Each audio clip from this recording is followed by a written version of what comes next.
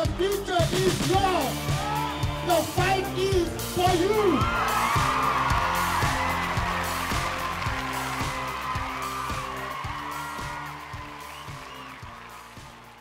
Thank you again for tuning to my channel where we speak about politics. And if you are new, please do me a favor and subscribe so that you will not miss any episode.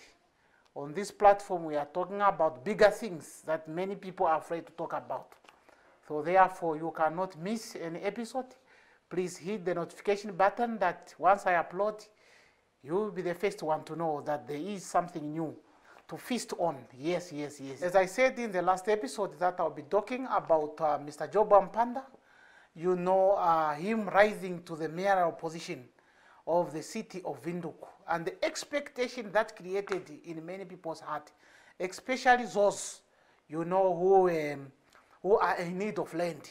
You know, these people, the side of Katutura, I've been seeing Mr. Job Amupanda, you know, whenever there's distraction of sheikhs there, you know, you will see him speaking to those people somewhere there. So when he became mayor after the election of 2019, you know, that was, the election that was. Yes, yes. So you understand that many people had really hope to that this is the man who stood for us, who stood with us in many times. So now the question that I want us to deal with is why Mr. Job Amupanda, he was not able to, you know, to help much in that regard when he became mayor, you know, of the city of Windhoek. Yes, yes, yes, yes, yes. I remember that even the, you know, the first months during, you know, of his mayoral, you understand there was a land grabbing also in Ochumise, and I've seen, you know, I thought maybe people were just actually reminding him of their struggle together those days, where, you know, there was a number of land grabs around the areas of which people thought that he was in support of land grabbing. But he made it clear in one of the newspapers that that was not his intention. You know, it was to encourage people, you know, to apply land and all those kind of stuff. He will support us if we take the land. Yes, but when that story of Ochumise land grabbing, when it appeared in the newspaper, the manner in which the newspaper, you know, was the media at large, the way how they put the story, I could see already that it was a politically motivated, you know, coup to undermine, you know, the mayoral of Mr. Job Amupanda. First of all, I want to make it clear that the land, the whole land of this country, by constitution, it belongs to the state. In town, the land is for sale. That's how the municipality generates funds, you know, to continue running services of that specific town or a city. Do you understand? So now, in terms of Mr. Job Amupanda, when he became a mayor, decisions they are taken through a vote. That a municipality can be run by 4, 5, 6, 7 parties. Do you understand? Yes, the councillors of different parties come together and they run that municipality. And they will choose one of them among themselves to become a mayor.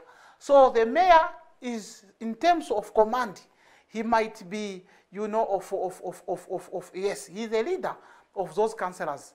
But in terms of decision making, decisions are taken through a vote. Yes, so now you will understand that 2019 has brought a lot of, you know, people into the political world, where you will see to it that even independent candidate, the council was not made up of, you know, AR or Mr. Amupanda alone. It was made up of councillors from different parties, some from IPC, some from Landless People's Movement, some from SWAPO, some from, you know, PDM.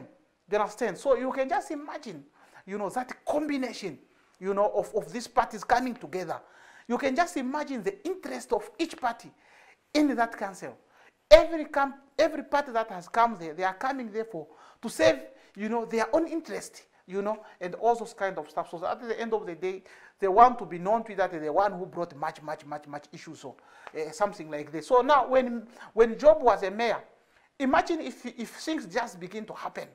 Do you understand? The land is given to the people. At the end of the day, people, they could just know that AR has done it. Job Amupanda belonging to AR, this could, you know, come with benefits. But now, what about to IPC, who are also working underground there and trying to? So now it was about issues of interest. Do you understand? But you'll also understand with that Windhoek has almost 10 constituents. And in these 10 constituents, councillors come from each, a councillor comes from each constituency and they represent, you know, the city of Windhoek. So you'll understand with that some of the councillors, you know, they are actually coming from this informal settlement. Do you understand? One of the informal settlements that I see here is a Moses Gwareb. I was there myself. I lived in Akahana. I remember also, you know, being close really to the councillor of Moses Gwareb by that time around the, before 2019 election. Yes, there was a councillor who was actually close to us. You know, I happened to observe, every time I see this gentleman, I used to talk to. He's somebody that I used to talk to. He's somebody who used to talk to us. So every time that I used to see this gentleman, I used to ask myself, what are the duties of this man? You know, one time I found him really trying to he was putting, you know, tiles in the community center. But the struggle, you know, I could see him struggling really to buy tiles, to buy. So I don't know whether he was buying from his own pocket or whether he was funded by the government. I do not know. But these are some of the things that caught my attention. Say, why this country is struggling to put tiles in this hall? Is he not funded by the government and those kind of stuff? So these are some of the things. So these councillors, they are actually coming from the community. There are a lot of things here. You know, Katutura East, Katutura Central, Moses, Tobias Ainyako. I've been in Tobias Ainyako several times. You know, I used to go there. I used to buy fish that side of Tobias Ainyako. You know, the community hall. I've been in that community hall for. These are constituencies that, you know, most of informal settlement are coming from this constituency. Are they in this constituency? So these countries, they really know the difficulty of people on the other side. They cannot be. They don't need anyone to lecture them and tell them that no, people in Katutura need the land, people in Katutura, they are living in shacks. These guys are actually coming from there. And those people elected them. I believe that when you live in those constituencies and you happen to go for a campaign, land is one of them. Improving people's condition is two of them. You know, and you can go with a list. Do you understand? But you understand the tweet that these councillors, some of them, they were in that city council where Mr. Job Amupanda was. Yes, yes, they were there. They were there.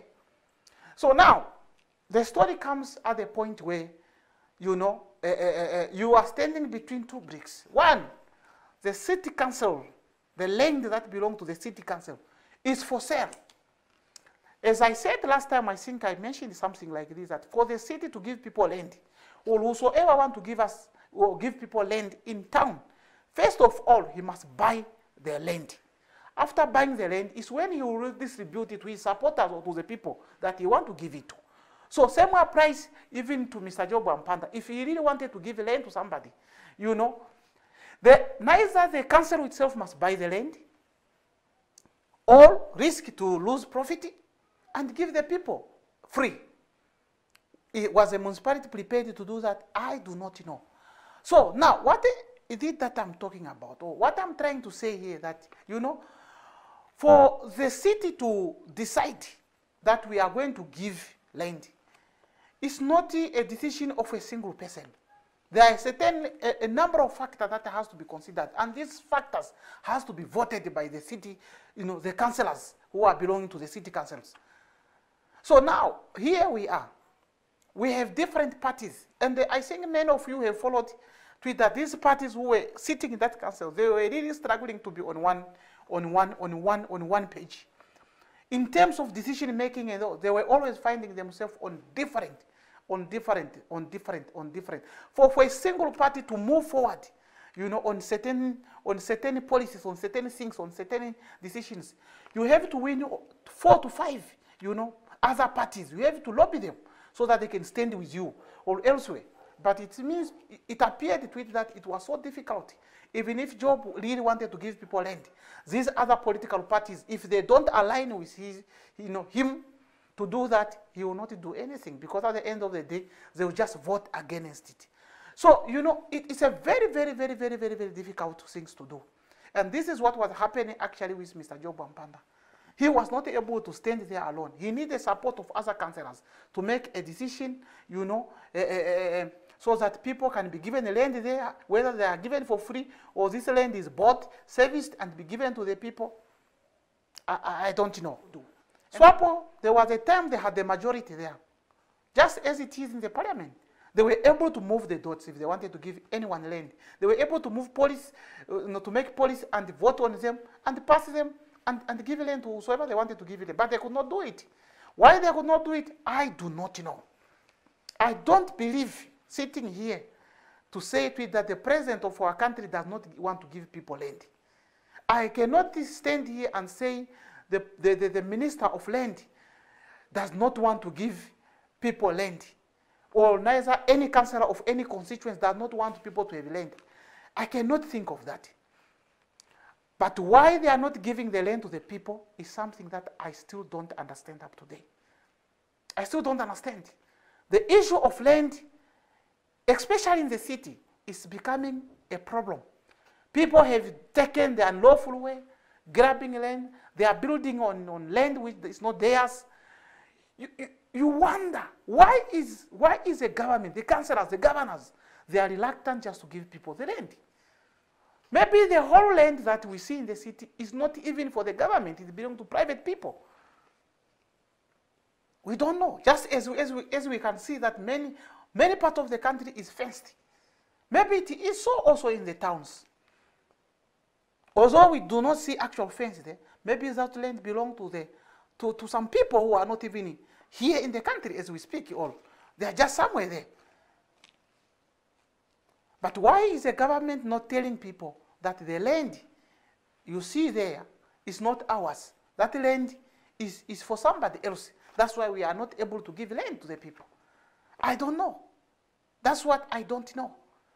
I wish the government can come openly to the people and tell them that this is a challenge and we don't have land, please. But you hear politicians continuing to promise land. So that one gives perception in the mind of people to say there is land somewhere. These people, they just don't want to give us land. Let's go and take the land for ourselves, which is not good. When people want to occupy certain land, they send the police. Not even the president going to say, guy, don't occupy this land. This land is for what? Show us the land which is not occupied. No one is pointing at the land that is not occupied.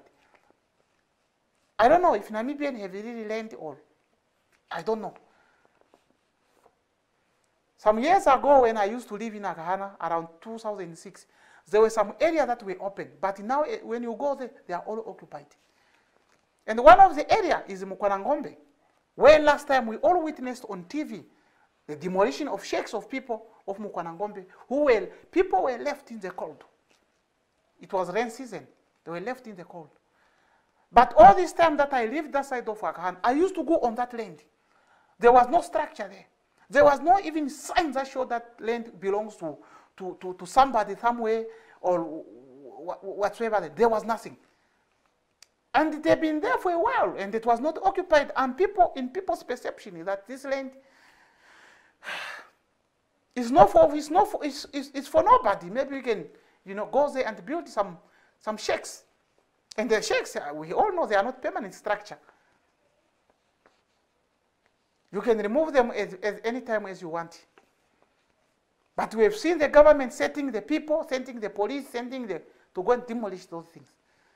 But up to now, in those areas where there was demolition, I don't even see any building that is standing there to say that, oh, this is what the government wanted to build. No wonder they came quickly and demolished this thing. Nothing. The land is still just bare like that. And people, they don't have to put their shakes. People, they don't know where to lay their head. It's just a problem. You don't really understand it. So that is a complicity. It's complex. The issue of land, it seems everyone, including the government, they are afraid to address it. Why they are afraid is what we don't. This is something that we have to find out as voters. Why is the government afraid to address the issue of land? Job Amupanda alone, he could not do that. He needs support of other councillors. Councillors who are coming from Moses, councillors who are coming from Tobias, councillors who are coming from Central Katutura, who are coming from those areas, Ochumise. Those people, they know that the people in those areas, they need land. Those are the people who are supposed to stand with Job and say, it's true, we have to give people land. Where we are coming from, this is a problem. I don't know. These guys, I don't understand them. They go there, they represent themselves. I like the politics of America. I will be referring to the politics of America because I watch too much political, American politics. You will see, senators, Congress people. When they come to Washington, D.C. to represent their constituency, they will speak issues that is affecting the people in the constituency they are coming from.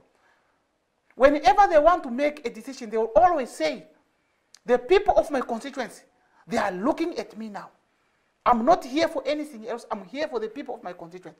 The language that we hardly, I don't know if there's some kind of councillors or president or whoever is there who is always speaking a language like that.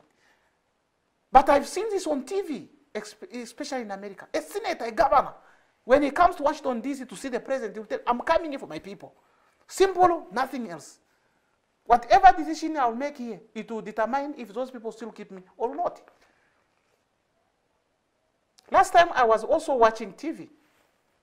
I don't know, it was issues of sewer somewhere and things like that. The council failed just to authorize the money to go and fix the sewer. The sewer that was affecting people for long. Just signature, the money was there, just signature. But the council failed just to do that. What is that? What is the meaning of all that? People are suffering there, and someone who has just signed is reluctant to sign. Come next year, you want to be voted again, just to go there and occupy the office. I saw also, I think he's one in Obabis. The people were furious there. They came and blamed the city council, the council there also. Even one of them said, if you don't do anything, I'm forced to stand as an independent candidate in the election to come, so that I can fix the people that are troubling us. The sewage was running all over and the things like that. We have councillor there. In Katima, I saw somewhere in Vukalo, the sewage is running. Where is the councillor of that constituency? Who are the people running that constituency? What are they doing? But those are some of the things that made them to win election. Because they were telling people, I'll fix the sewage, I'll do what? Now they are quiet. They're just receiving big money, they're receiving benefits, they are having farms, they're having whatsoever that they have, the fish quotas. That's all what they wanted. So it's not about job. It's about the councillors from different constituencies who have to work together to give land to the people. They have to vote in favor of that. If they don't, nothing happens. Nothing happens. Now there's a new councillor there, the new mayor, I mean. It's quiet. No one is talking about the land. People are quiet. But when Job was there, people was talking about land. Now they are quiet. What are they doing to give people the land? We don't know. They are quiet. They are quiet. Itula is there with his 4 members. Swapo, they are there with their members. I don't know how many are there. The other one, they are there also with other. What are they doing there? It's a problem. So it was not about, job. It was about the council, the leaders that we have selected yourself. Who went there and represent? Those are the people whom we have to ask for land.